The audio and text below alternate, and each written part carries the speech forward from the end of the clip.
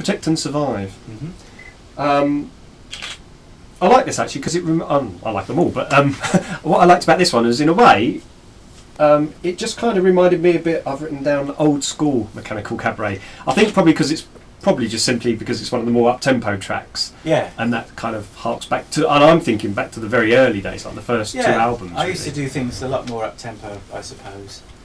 It just shows that I've still got that in me, I suppose, even though I'm not necessarily trying to, do anything like that sort of style. It just sort of came out. Again, this is just symptomatic of that whole going with the flow thing. If I just went with it, and that's what happened for this song, this track. I don't know if you can call it a song necessarily in some respects.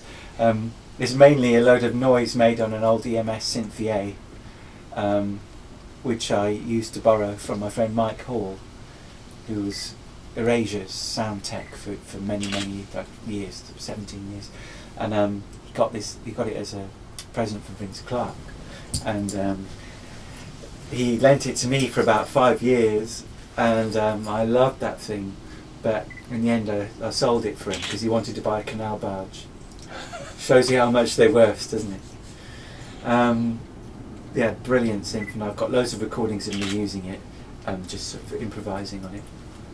And this track came from that. So the improvisations on the Synthia started this track off, and then the rhythm came and that bumpy bass line, which is a slight nod to Nights Are Ebb.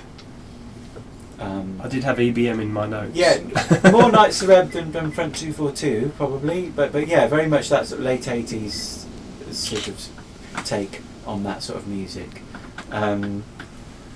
And I wanted to ask you about the lyrics on the album, on this track, because I'm just talking straight from my notes here about using the UK's Protect and Survive government campaign, which is about nuclear war and the futility, frankly, of their instructions. Exactly. But you also weave into that, I think, sort of commentary on the sort of sanitisation of everyday life, which That's again right. is a recurring theme. Absolutely.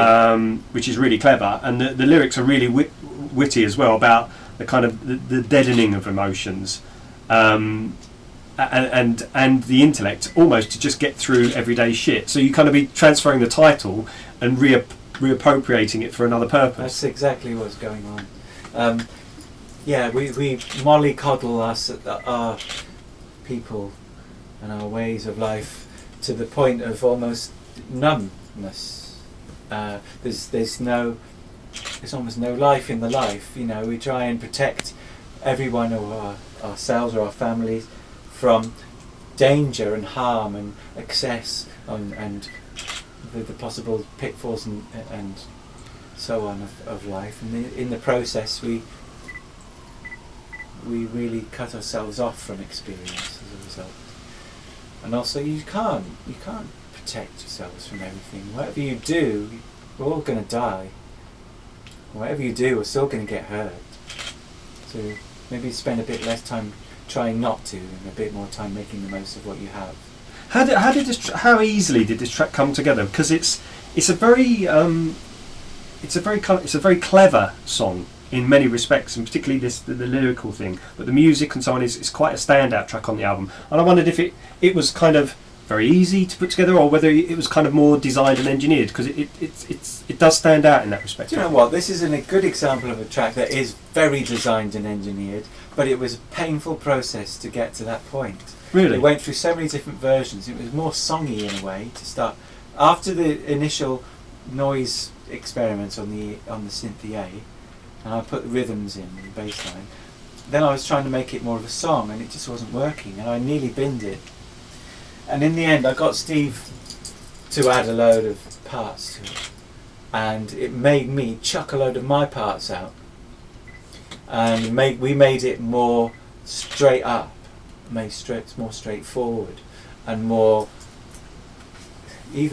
probably even more odd, relatively odd to that sort of the rest of what we do.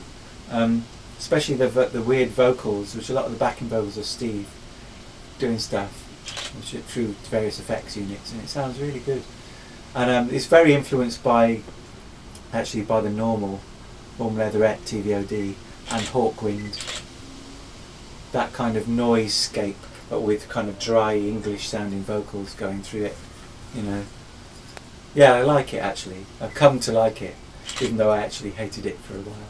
It was a painful process getting there. Yeah. Yeah. Yeah. But yeah, funny track really.